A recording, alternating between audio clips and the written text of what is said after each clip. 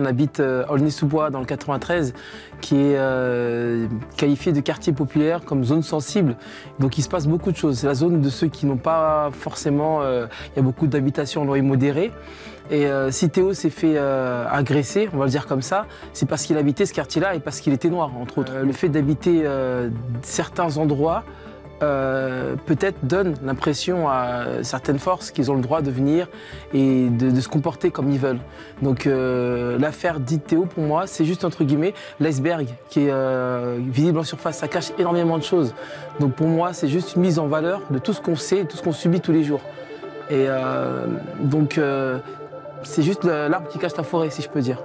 Je dirais que c'est pas assez révélateur de l'extrême violence qu'on subit, l'extrême violence qu'on subit physiquement, l'extrême violence qu'on subit psychologiquement. La France a beaucoup à faire, on a beaucoup de travail à faire parce que la réponse qu'on a, c'est que Théo sort non coupable. On condamne l'État, c'est-à-dire qu'ils sont reconnus coupables, très bien, mais au vu de la gravité de ce qui s'est passé et de la réponse qu'on apporte, ils ont du sursis, 3 ans de sursis, ce qui est complètement ridicule pour une vie qui a été complètement gâchée. Théo n'a jamais eu de soucis de santé, il se retrouve handicapé à vie. En fait, on parle de violence policière, moi ça me dérange. C'est des crimes policiers, parce qu'il y en a d'autres qui meurent. Et ça reste des violences policières. Qu'on dise crime et violence, enfin violence policière, on n'est pas au même endroit, pas le même tribunal. Donc ce qui veut dire, quand on parle de crime policier, déjà on met un coup, on marque la gravité.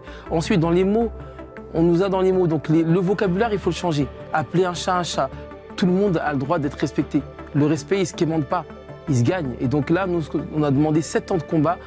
On leur a dit, c'est pas comme ça. On a beau être des pauvres ou des noirs, en tout cas, on exige le respect. Et Théo n'avait rien fait. Ils n'avaient pas le droit de le traiter comme ça. Donc au niveau avant toute réforme, il faut commencer par reconnaître les faits et rétablir les choses.